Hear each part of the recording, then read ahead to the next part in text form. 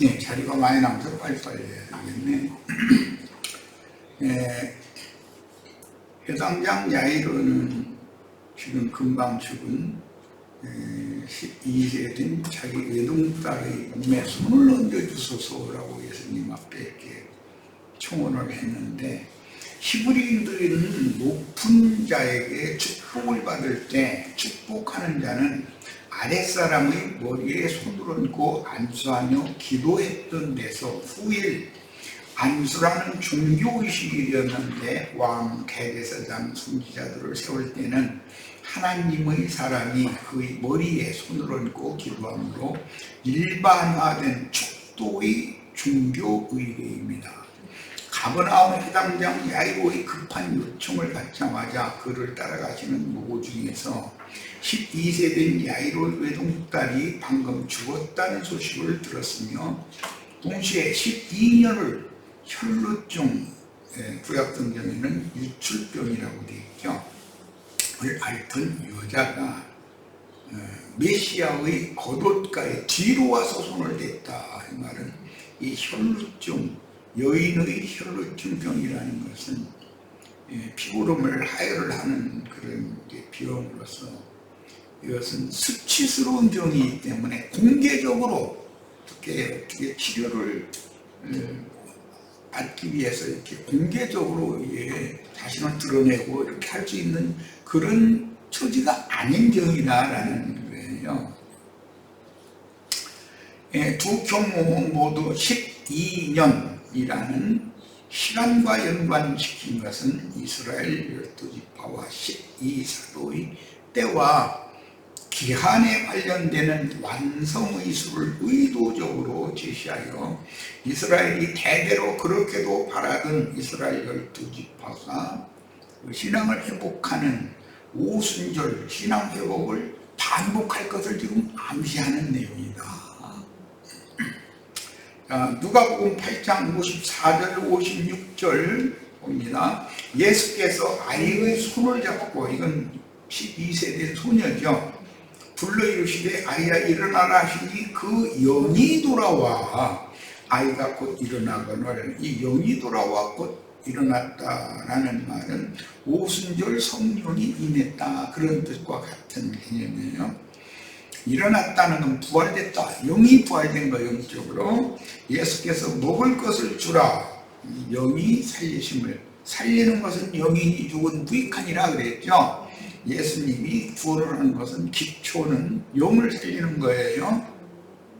영이 살아난 자들은 무조건 산 자는 먹어야 생명을 유지하고 자랄 수가 있는 거기 때문에 생명의 양육을 해야 된다. 그런데 그 생명의 양육자가 예수님의 제자들, 전사들이다 그런 말이에요. 요한의 제자들 보고 너희는 이제 요한에게 이렇게 붙잡혀 있지 말고 나에게로 와서 나의 제자가 되어 천국을 침노하는 전사들이 되어야 한다, 이 얘기를 지금 하는 거예요. 천국을 침노한다는 말은 일곱 귀신들이 점령한 육적 자아를 정복한다는 말이기 때문에, 하나님의 말씀, 천국 복음이 아니면 일곱 귀신들이 지배하고 있는 사람의 영혼을 정복할 방법이 없는 거죠. 말씀으로나 이게 가능한 거예요. 자, 그 부모가 놀라느니라 예수께서 경고하사 이 일을 아무에게도 말하지 말라 하시니라 했는데, 이것은 때가 차면, 이게 성령이 오시면 지금 주님이 하시는 모든 말씀들을 제자들이 성령의 감동을 통해서 깨닫게 되지요. 지금은 나가서 이들이 예수님이 이런 기적을 베푸셨다 이러면 예수님은 무슨 이적기사나 행하는 주님이죠. 구원자가 되실 수가 없는 거잖아요. 성령이 오셔서 지금 예수님이 가르치시는 모든 말씀을 일일이 다 생각나게 하고 깨닫게 해주셔야 되니까, 지금 일랑교회는 쓸데없는 소리 자랑하고 다니지 말고 막 떠들고 다니게 놔두면 막 지가 뭐가 된 것처럼 뭐 대단한 사람인 것처럼 다 이러고 다닐 거 아니에요. 요즘 보니까 전광훈이하고 장경동이하고 손잡고서는 둘이 지가 잘났다고 서로가 그랬었대 또 보니까. 장경동이는 뭐 전광훈이가 자기 뭐 부하라고 뭐 아랫사람이라고 이러고 또 전광훈이 사람은 뭐 지가 뭐 하나님의 대리자인 것처럼 이렇게 막 떠들고 다니고 뭐 지가 무슨 뭐 천국을 뭐 사령관이래나 뭐라나 뭐 그러면서 아니 참 별놈의 하여튼 인간들 참 그게 믿어진다는 것도 하나님이 거짓 것을 보내는 그 귀신을 보내니까 그게 믿어지는 거예요. 그들에게는. 나보고는 너 그거 안 믿으면 죽인다고. 아니 나 차라리 죽여. 나는 도저히 안 믿어져 그럴 텐데 참 신기한 일이야. 이게 영의 역사라는 이렇게 놀라운 거예요. 자, 1차적으로 인자 예수를 부활의 생명으로 믿고 나시린의 삶의 본을 보이신 주님의 삶의 본은 생명나무의 잎사귀로 비유된다 이런 말이에요. 예수님이 인자 예수가 생명나무죠. 그러면 예수님의 겉옷이라는 건 생명나무의 잎사귀로 상징이 되는 거다 그런 말이에요. 자, 그러니까 유대인들은 예수님의 삶의 본을 보거나 구원을 받을 수 있다 이런 말이죠. 그래서 예수님이 말씀을 전할 때 유대인들에게 자기 동족에게 말씀을 전할 때는 내가 하는 말을 못 믿겠으면 내가 하는 언행 내가 하는 일을 보고는 믿어라 이렇게 말을 하는 거예요. 그게 뭐냐?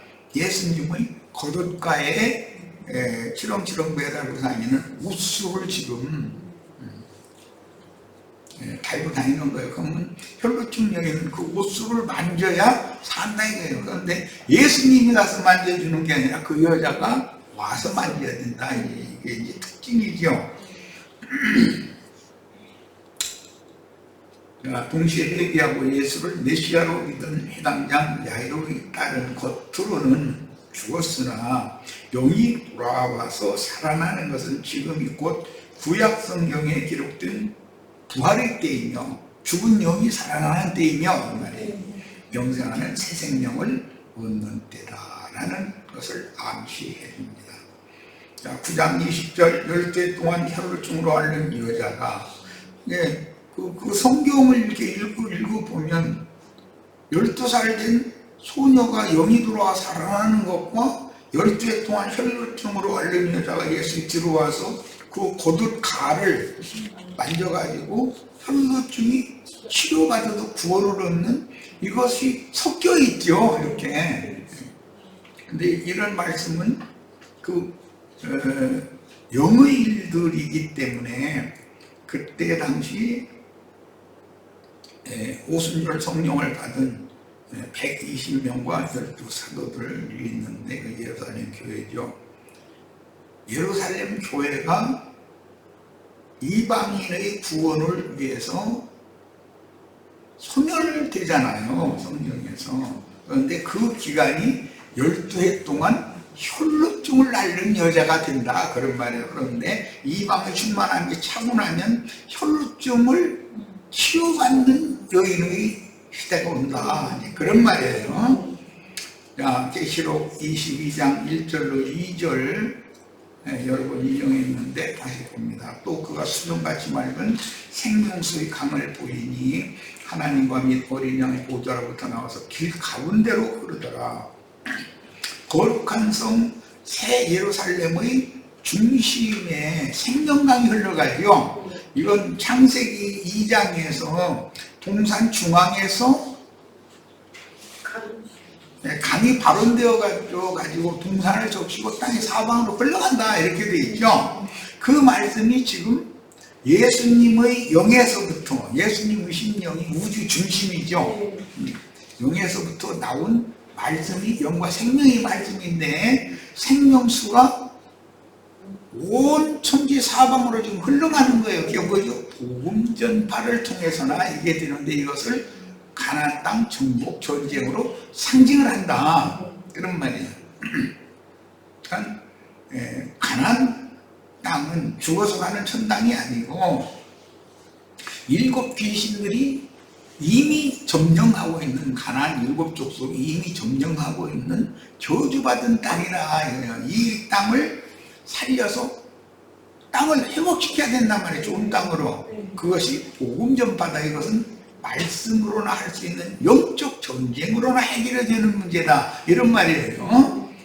자, 그래서 달마다 그 열매를 맺고 그 나무 잎사귀들은 만국을 치료하기 위하여 있더라, 이렇게 계시록 22장에 표현이 됐습니다. 혈루증이란 하나님께 저주받은 사람에게 나타나는 죽음의 병이므로, 남자도 유출병을 앓을 수가 있는데, 그건 이제 성병에 걸리면 피고름이 흘러나온다 이래요. 그것은 떳떳하게 어디 가서 나 이거 피고름 흘러나오는데 이거 좀 고쳐주세요 이렇게 못하잖아. 뒤로 가서 살짝 가서 그거 해결을 해야지. 특히 남자들 같지 않고 여자들은 이런 것을 어디 광고하기가 어려운 문제잖아. 그러니까 예수님 앞에 당당하게 와서 나 좀 고쳐주세요. 문둥병자만 누구대? 문둥병자 나를 생명해달라, 고쳐달라 이러는데, 이 여자는 뒤로 가서 자기 스스로 살짝 가서 이렇게 예수님 옷단에 손을 대서 고침받아진다는 거예요. 참 성경이 깨닫기가, 이게 문자대로만 이거 읽다 보면 깨닫기 굉장히 어렵죠. 예수의 면전에서 당당하게 병증세를 말하고 고쳐달라고 하지 못하고 뒤로 가서 아무도 모르게 주님의 옷한 수를 만진 것은, 혈루병은 현대의 자궁암과 같은 악성 성병으로 피고름을 하혈하는 여인에게는 부끄러운 질병이므로 혼자 속으로만 고통을 받으며 민간 처방에 의지하여 허송세월을 보냈던 것입니다. 자, 그런데 그 자칭 나름으로 안다 하는 이 혈루증을 고쳐준다고 하는 의사들이 다 돌팔이들만 만나고 다니는 거죠, 지금까지. 그래서 그의 가진 재산도 다 허비했다 이랬는데, 이것은 하나님께서 그에게 원래 부여해 주신 생명력을 다 소실해서 이제는 죽을 수밖에 없는 막다른 골목까지 왔다. 그런데 예수님이 딱 그 여자를 치료를 해준 얘기를 하는 거예요. 우리도 실감이 나죠, 이제. 우리가 예수를 믿게 된 게 다 이제는 소망이 없을 때, 거반 죽게 됐을 때 오셔서 고쳐주셨죠. 그런데 건강할 때 고쳐주면 자기 노력과 자기 잘나서 자기가 구원받은 것이 되어버리기 때문에 그렇게는 안 하시죠. 예배당, 저예배당, 많은 예배당 다니면서 부흥회란 부흥회 다 쫓아다니면서 영의 그 문제를 해결해 보려고 그렇게 애를 써도 도저히 해결이 안 되던 사람에게 주님께서 그를 고쳐주신 얘기예요. 자, 이 여인이 만난 의원들은 그녀의 혈루증을 고칠 수 없는 자들이면서 다만 그녀에게서 치료비를 받아낼 목적으로 허위 의료 행위를 했던 것이니, 오늘날 어떤 사람들이 다 허위 의료 행위하죠. 전광훈이요, 뭐 아까 또 장정동 이런 사람들이 가짜 의사들이죠. 그런데 이제 그 사람들 뒤에 들어가면 이제 나한테 저런 가서 죽여야 된다고 또 법원에 들어가서 난동했던 그런 사람들도 파송할 수도 있지.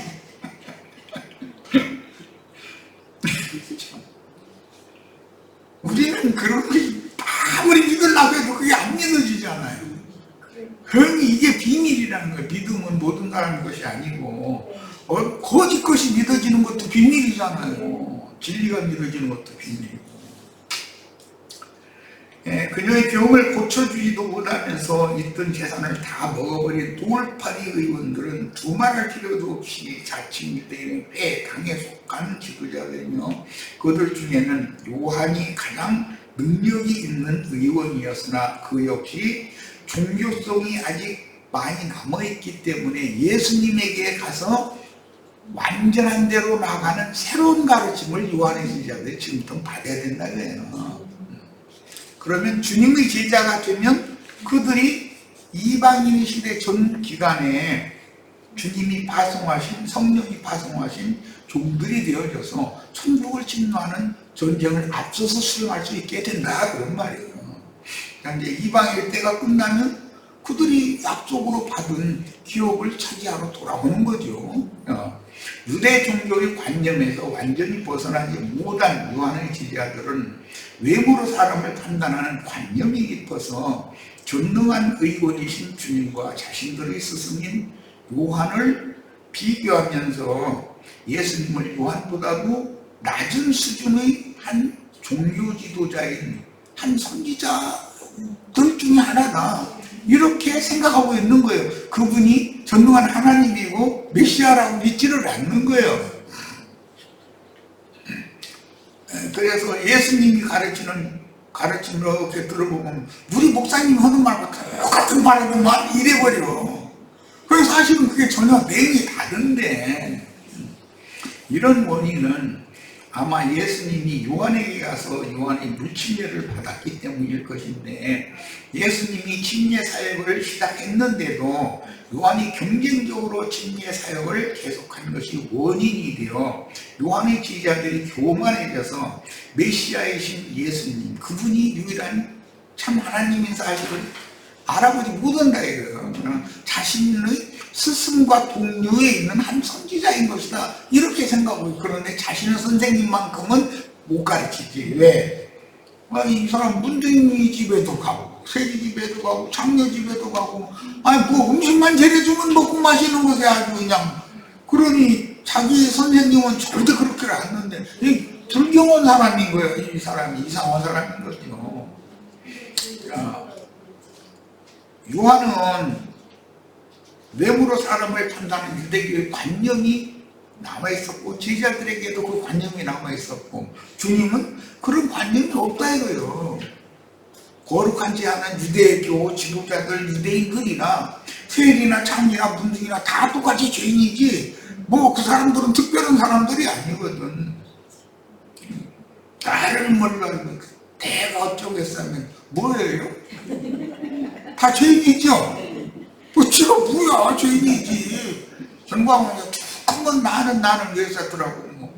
요즘에 그 전광훈이 하는 얘기를 많이 이렇게 좀 유튜브에 들어가다 보니까 참 세상 말 꼴값 떨고 앉아있더만. 그런데 또 장경동인가 그 친구는 또 지금도 전광훈이보다 더 신령하다고 그러고 또 신자들 앞에서 막 떠들어대고 막 아멘하고 뒤집어지고 그러더만. 그 전광훈이하고 그 장경동이 아마 손잡고 있는가 보니까 그래 보니까 참 별 사람들 다 있어. 혈루증을 앓던 여인이 최근에 만난 사람은 당세의 명의인 침례사역자 요한이었는데, 그도 역시 그녀의 유축중인 혈루증을 고쳐주지 못했고 이제는 마지막으로 예수님을 만나서 고침을 받았으며, 회당장 야이로의 사역은, 이 회당장은 회개하고 예수를 믿은 회당장이죠. 그러니까 예수님한테 왔죠. 좀 내 딸 살려달라고. 그 이름의 뜻과 같이 그가 계몽자였다.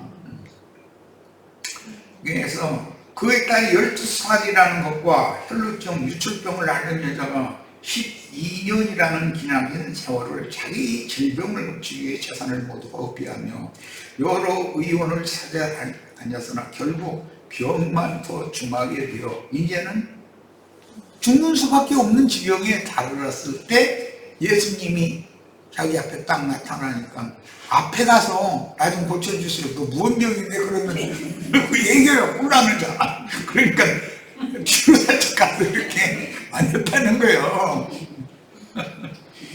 야이로의 딸에게 영이 돌아와 살아난 사도행전 2장 오순절 이후 예루살렘 교회는 혈루병을 앓던 한 여자로 상징이 되고, 네, 그 혈루병을 12년 동안 앓는 걸로 설명이 됐지만 이것은 이방의 충만함이 자기까지라고 하는 어느 때와 기한을 의미하는 것이다. 이래요.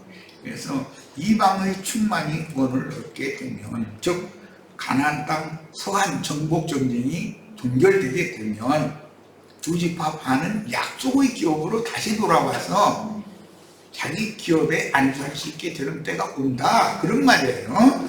자, 그들에게는 이렇게 급박한 상황에서 예수님의 거룩의 손을 댐으로 구원을 받았다는 기록은 그 영으로 재림하신 메시아를 만나 구원을 얻은 이스라엘인들의 신앙 회복을 묵계적인 계시로 대변해주고 있는 것이다. 이런 말씀들은 그냥 읽어서는 이게 무슨 소리지, 12살 먹은 여동딸이 죽게 생겼다가 영이 돌아와 살아나는 얘기라든지, 혈루증으로 다 죽게 생긴 여자가 예수님의 겉옷과에 손을 댔더니 구원하는 능력이 예수님에게서 그녀에게로 나가서 그녀의 혈루병이 고침받았다, 이런 얘기가 이렇게 섞여서 나오기 때문에 왜 이렇게 얘기를 하고 있지? 네, 이런 것을 많이 느낄 거예요. 창세기에 보면 야곱의 약전을 기록을 하면서 실제로는 요셉 얘기를 하죠. 야곱의 약전에서 야곱의 말년에는 야곱의 생명이 이어지는 것은 요셉이 대표자이기 때문에 성경 기록은 이렇게 하는 거다, 그런 말이에요. 이걸 잘 이해를 하셔야 돼요.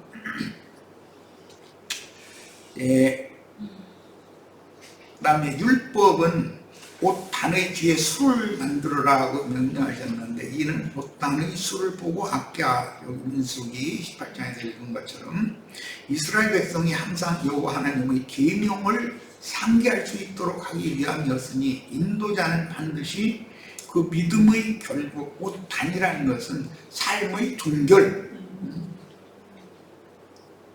결말을, 믿음의 결말을 본으로 제자들에게 보이면서 가르쳐야 된다는 거예요.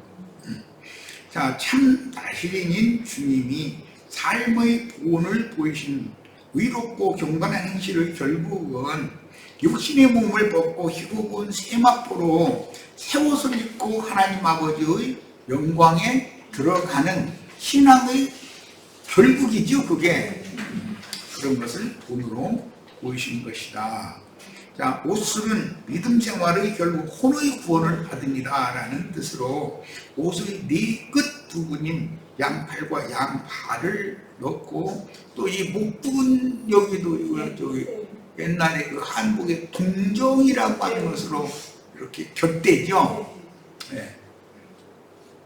옷을 마무리하는데 계시록 22장 1절로 2절에는 생명광 좌우에 있는 생명나무 열매 이야기와 생명나무의 잎사귀들 이야기가 나와요. 이것은 창세기 시작에서 생명나무 길이 막혔다가 예수님이 오셔서 누구에게는 그 길을 열어주는 얘기를 지금 하는 거예요.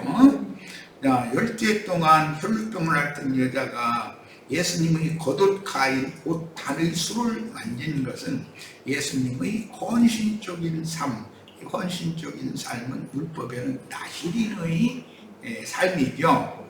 그 본과 주님의 입으로 나오는 말씀이 능력의 사람의 영이 접촉되어 큰 감명을 받고 그 영과 혼이 소송함을 받는다라는 뜻으로서 이사야 57장을 다 짚겠습니다. 내가 이렇게 자주 인용하는 부분인데, 이사야 57장 14절로부터 19절을 본인의 성경으로 읽겠습니다.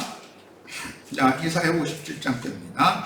14절부터 봅니다. 그가 말하기를 도두고 길을 수축하여. 누구를 통해서 이 일을 했죠? 요한의 사역이 이것이죠. 굴곡지어지고 패여진 그 길은 돋아야 되죠. 그럼 패여진 길이라는 것은 누구의 마음 길이에요? 문둥이, 창녀, 세리들의 마음, 나침당하는 짓밟히는 자들의 마음이죠. 그걸 돋워줘야 돼. 그런데 높은 산은 낮아져야 돼. 산은 깎아다가 낮춰진 대로 메꾸는 용도로 쓰는, 이게 누가 하는 일이냐 하면은 심지어 요한이 그 일을 하러 왔다. 왜? 예수님은 평탄한 길로 오셔야 되니까. 세상에서 높은 지위에 있고 권세를 부리는 자들을 통해서 오시는 것도 아니고, 낮은 자들은 높여주시고 교만한 자들은 낮춰서 평탄한 길로 주님이 오시는 거예요. 그러니까 교만한 자들은 낮아져야 되고, 자신을 비하하는 그런 사람들은 주님의 영과 생명의 말씀을 듣고 소송을 받아야 되겠죠. 높여져야 되겠죠. 자, 길을 수축하여 내 백성의 길에서 거치는 것을 취하려. 거친다라는 것은 걸림돌이 되는 것을 말하는 거예요. 그건 뭐죠? 율법 관념이다. 인간의 의선 이런 것이 그 사람의 영혼을 넘어지게 만드는 요인이 되는 것이죠. 지극히 존귀하며 영원히 의하시며 거룩하다 이름하는 이가 누구죠? 예수님이에요. 이와 같이 말씀하시되 내가 높고 거룩한 곳에 있으며, 가장 높고 거룩한 곳에 계신 그분이 바로 이스라엘이 경외하는 야훼 하나님인데, 그분이 바로 예수님이다. 그분이 낮은 것으로 비천한 자들을 찾아오신 거죠. 지금 세리 창조 죄인들을. 또한 통회하고 마음이 겸손한 자와 함께 있나니 이는 겸손한 자의 영을 소생시키며, 이것이 회당장 야이로의 딸이 영이 돌아와서 소생된 것이죠. 영이 살린 거예요. 살아난 거예요. 통회하는 자의 마음을 소생시키려 하니라. 이 마음은 혼이에요. 자, 16절에 이제 그걸 이제 마음을 혼이라고 기록을 하죠. 내가 영원히 다투지 아니하며 내가 끊임없이 노하지 아니할 것을 내가 지은이라는 흙으로 빚은 그 말이에요. 그 흙그릇 속에 하나님의 숨을 불어넣어서 영과 혼이라고 하는 속그릇을 또 지었기 때문에 그 말이에요. 그 영과 혼이 질그릇을 여기서 살린다고 하는 게 아니라 속그릇을 살리는 얘기란 거죠. 내 앞에서 피곤할까 합니다. 그의 탐심의 죄악으로 말미암아, 이 탐심의 죄악으로 말미암아 죽은 자들은 뭐를 해야 나아요? 치료돼요? 예수님의 겉옷 가를 만져야 된다 이거예요. 겉옷 가에다가 옷술을 달고 그것을 보고 그것을 만지면 치료받는다 이거예요. 탐심의 죄악이라는 게 가장 모든 인간이 탐심의 죄악으로 말미암아 죽음이 오는 것이잖아요. 탐하는 마음 자체가 곧 무상승배인 것이고, 그 욕심이라는 것은 죄의 열매를 맺게 되고 그것이 자꾸 누적되면 둘째 사망이 오는 거예요. 내가 노아의 그를 쳤으며 또 내 얼굴을 가리고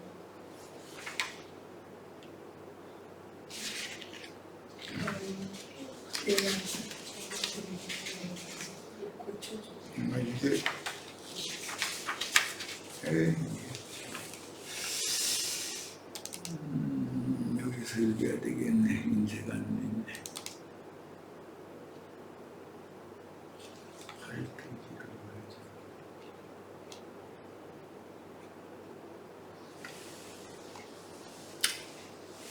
됐네.